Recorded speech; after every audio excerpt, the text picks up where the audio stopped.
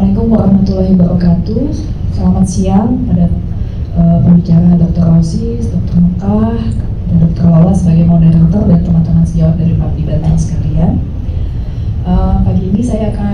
Siang hari ini saya akan membawakan tadi apa yang telah disampaikan oleh Dr. Rosis yang kaitannya dengan penyakit kardiovaskular maupun resikonya. Ya, jadi di sini adalah terutama mengenai ASCVD risk atau atherosclerotic cardiovascular disease risk di dalam hubungannya mengenai pemakaian semaglutide pada pasien-pasien dengan diabetes tipe 2. Slide, ini disclosure saya. Slide.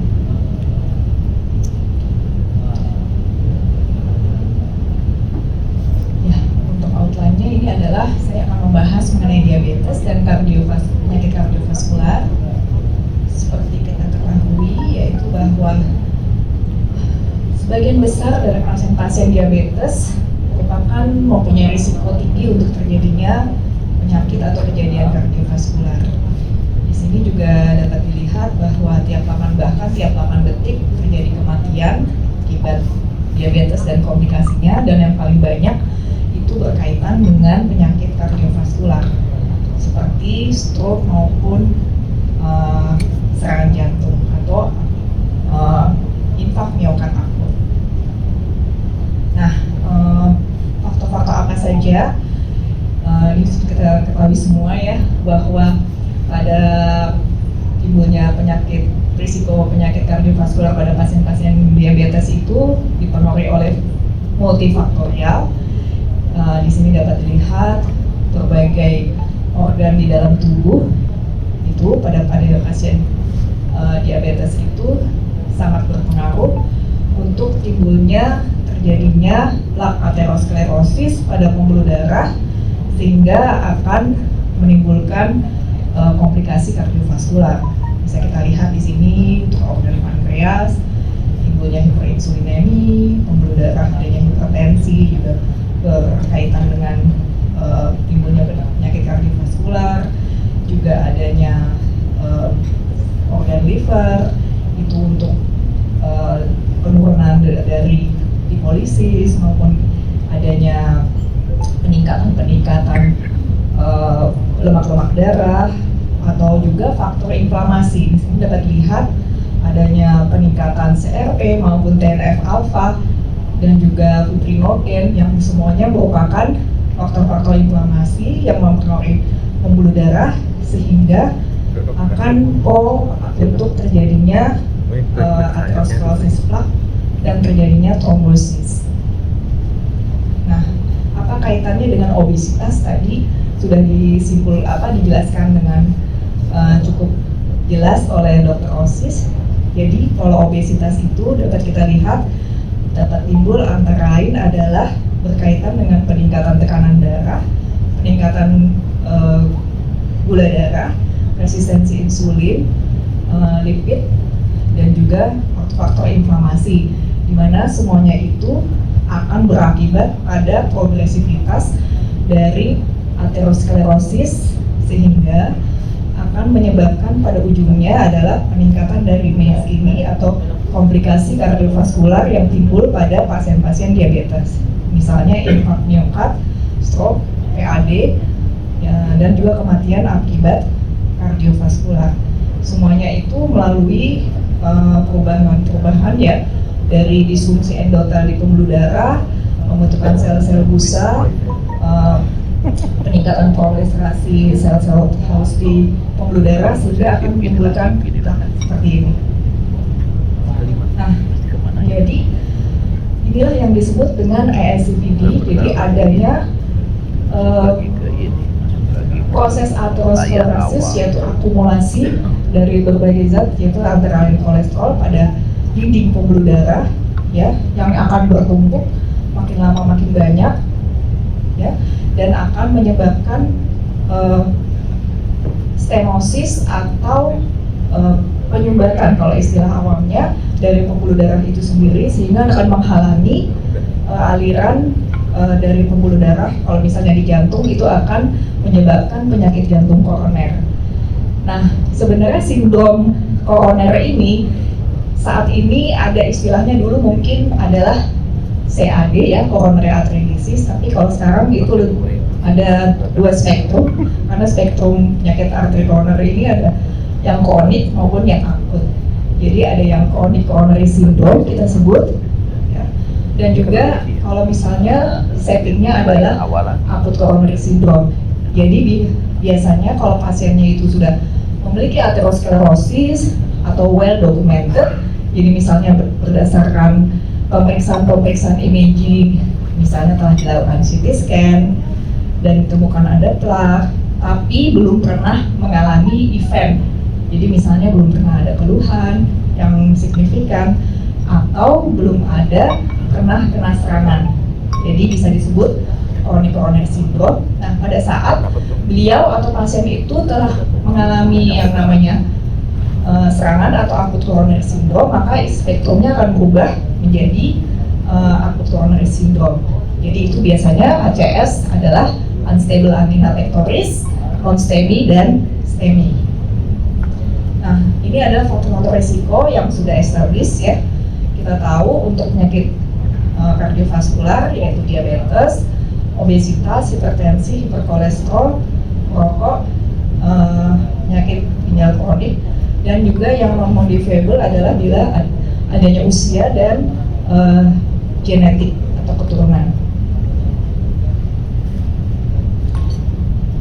Nah, ini ada satu studi di mana ternyata sepertiga dari pasien-pasien diabetes itu telah didiagnosa mempunyai penyakit kardiovaskular, dan 9 dari 10 itu juga established ya, telah mempunyai ASCVD atau atherosclerotic vascular disease, tapi hanya 2/10 atau 20% dari pasien-pasien tersebut yang mendapatkan obat-obatan diabetes, anti-diabetes yang mempunyai terbukti benefit kardiovaskularnya.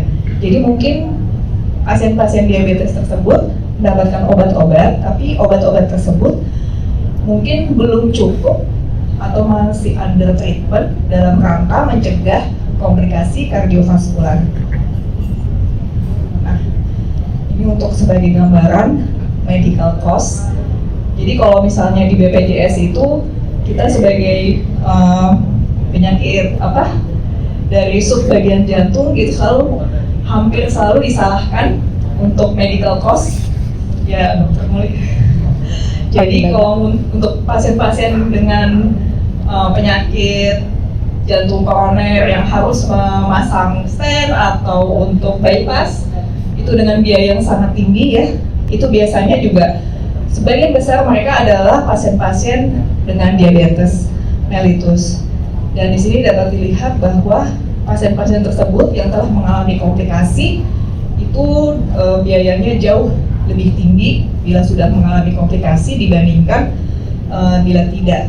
Dan inilah pentingnya kita sebagai internis untuk mengedukasi pasien untuk mencegah sedini mungkin supaya tidak mendapatkan komplikasi tersebut. Yaitu dengan cara apa? Ya kalau bisa kita akan berikan obat-obatan diabetes yang mempunyai proven benefit untuk kardiovaskular. Nah, ini tadi sudah disebutkan juga oleh Dr. Rocis untuk standard of medical care-nya pada pasien-pasien diabetes.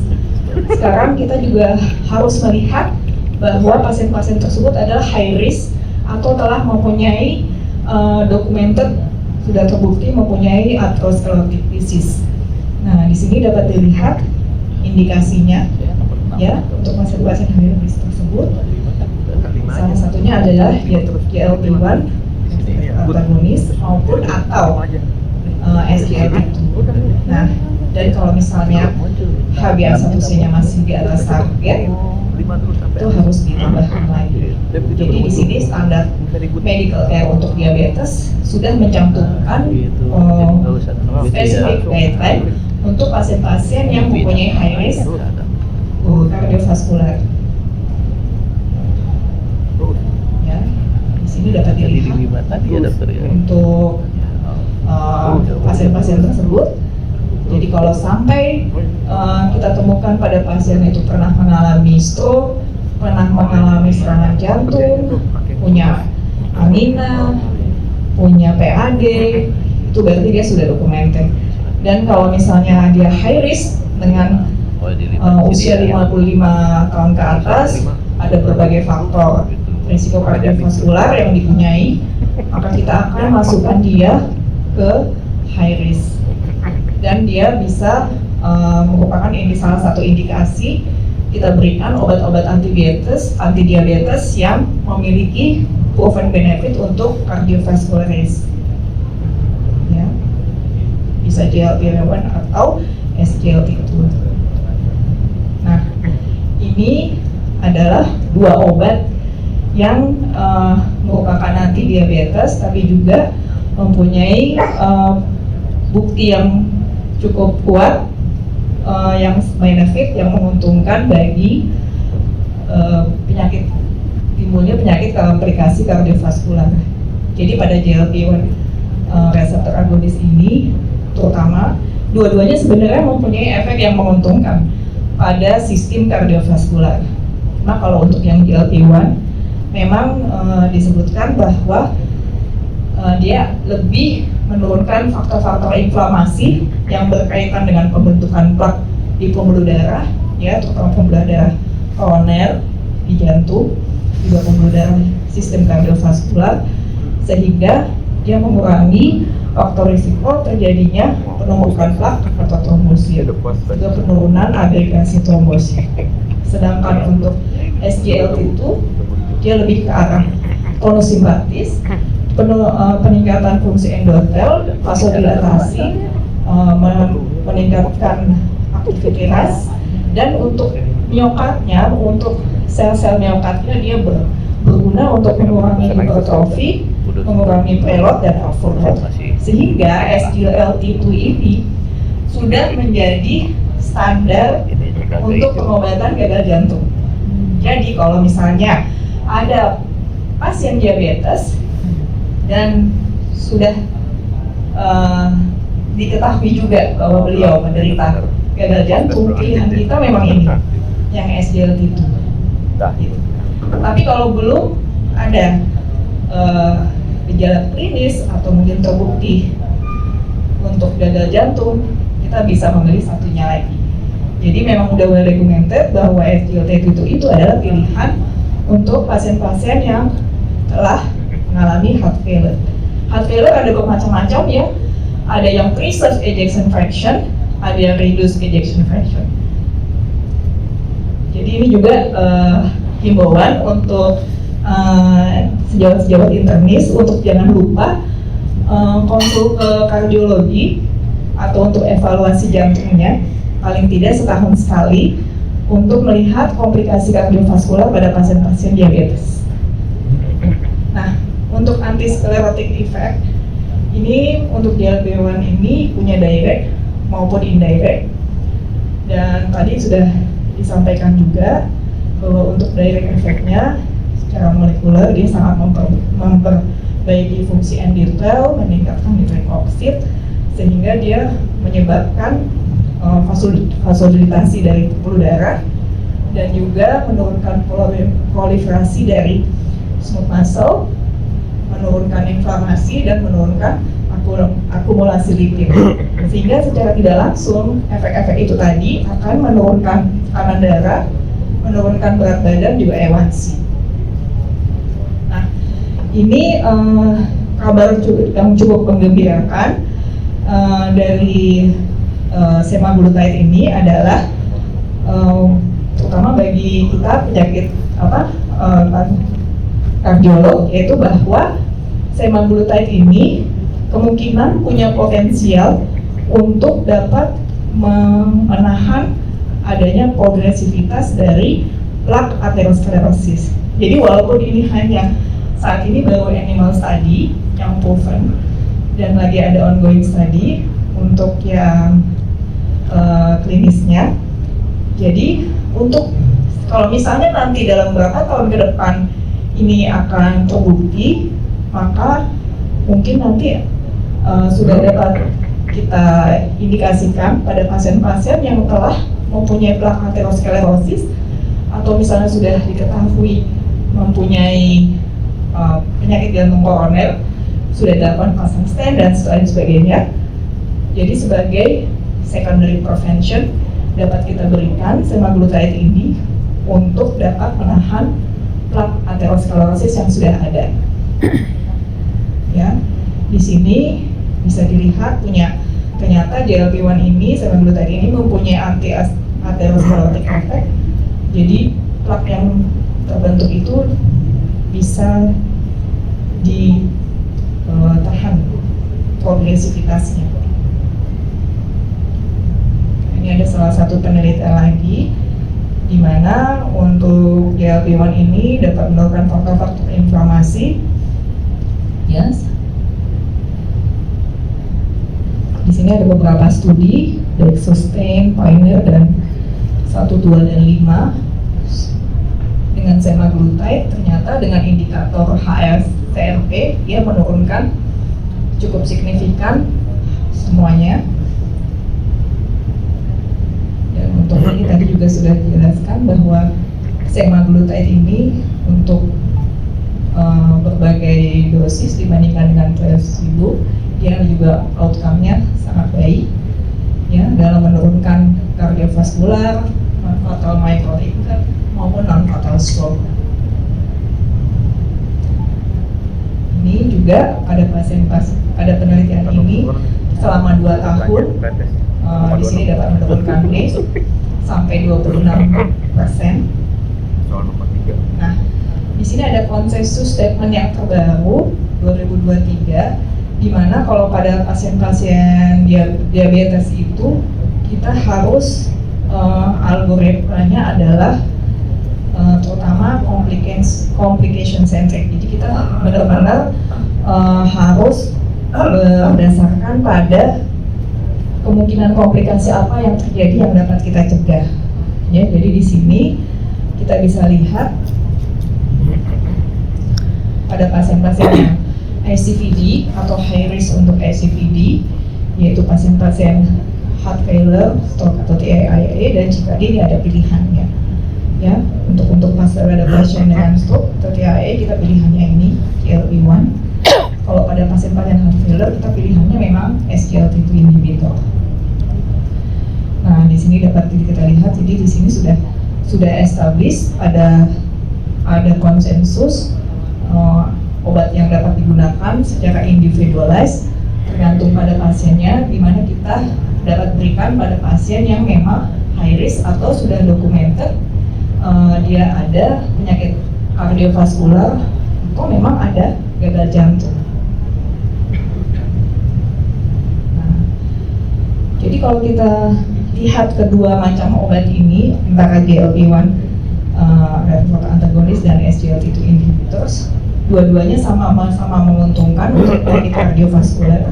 Tapi kalau untuk kejadian fatal or non-fatal stroke, GLP-1 ini lebih unggul lah dibandingkan dengan SGLT2. Ya, di sini untuk pasien-pasien diabetes itu sampai menurunkan 39% stroke incidence. Untuk summary-nya, jadi kita tahu bahwa diabetes itu sendiri ada faktor yang dapat dimodifikasi, faktor risiko kardiovaskular yang dapat dimodifikasi, dan ternyata 9 dari 10 atau 90% pasien dengan diabetes itu sudah diketahui mempunyai penyakit aterosklerotic cardiovascular disease. Dan untuk rekomendasi yang terbaru 2023 telah merekomendasikan dua obat ya, GLP-1 dan SGLT2 inhibitor yang telah establish benefitnya untuk kardiovaskular pada pasien-pasien diabetes. Nah, dan di sini juga disebutkan bahwa direkomendasikan GLP-1 ini untuk terutama pasien dengan diabetes dan stroke atau TIA complication. Jadi untuk GLP-1 ini dia lebih baik dari studi dibandingkan dengan SGLT2 untuk pasien-pasien stroke atau TIA. Dan tadi dari studi yang telah ada, walaupun mungkin masih banyak merupakan studi dari hewan atau preklinikal, itu menunjukkan bahwa GLP-1 ini mempunyai potensial untuk bisa menahan atau mengurangi progresivitas dari lesi aterosklerotik yang ada di pembuluh darah. Dan tadi juga dari studi juga dapat dilihat bahwa semaglutide ini itu sangat menurunkan MACE sampai dengan 26% dan stroke bahkan sampai 39%. Jadi ini sangat bermanfaat bagi pasien-pasien diabetes kita yang umumnya memang sudah mengalami komplikasi kardiovaskular. Demikian yang dapat saya sampaikan. Terima kasih atas perhatiannya. Assalamualaikum warahmatullahi wabarakatuh.